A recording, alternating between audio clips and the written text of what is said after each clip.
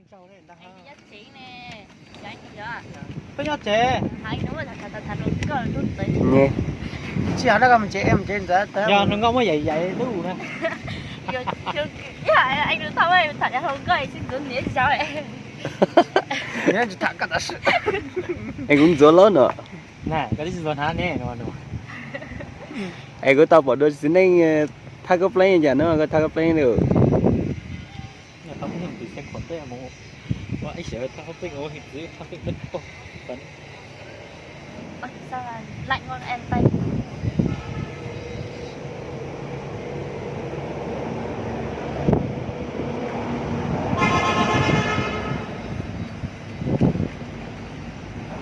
Rồi mình ta là chả.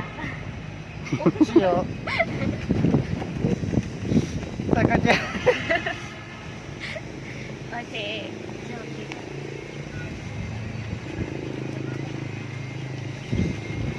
Có lẽ là lên thứ giả dễ. Đó là cái hàng mình tí mà bay sao nữa. Chúng tôi ở cái chỗ thực tế ở chỗ thực tế lúc đấy thì không có đâu. Có mà tha còn cho đi lia tàu cá. Bây giờ la ở chỗ này cuối trong thời đấy có đấy.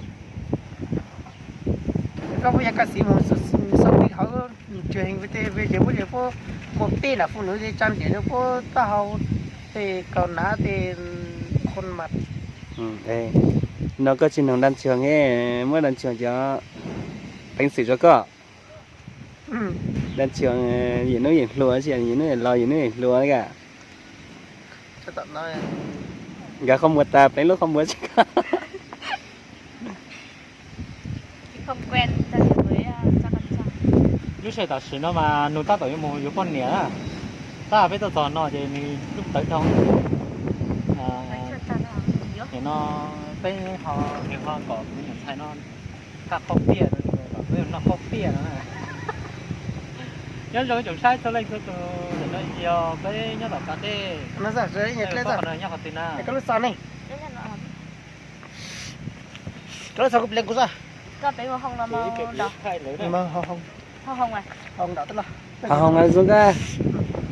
Màu chấm vừa đấy hay đi à. Ui chả nào luôn. Thì mấy thằng nào chỉ mình ăn tiếc đây vẫn non à. Nó hành quê thì sửa. Cô là không hơi kéo vấn đề nữa mà thì nó là một sợi, nó ngoắc một sợi xong nó cố ít cố này nó cố ít cố này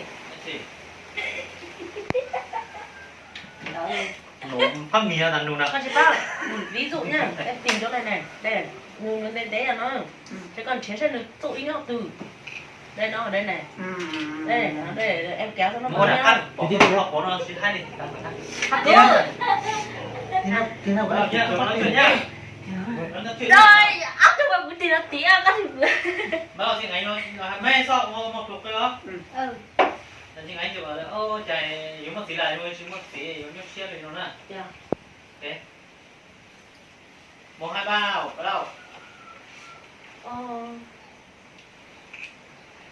ôi trời nhóc xe lộn nó luôn đủ rồi lúc này nói thì một tí là chỉ một tí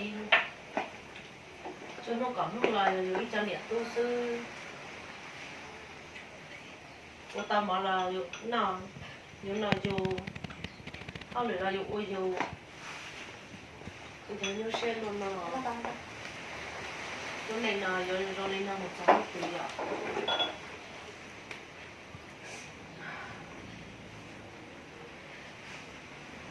thôi nha chị ở khóc nha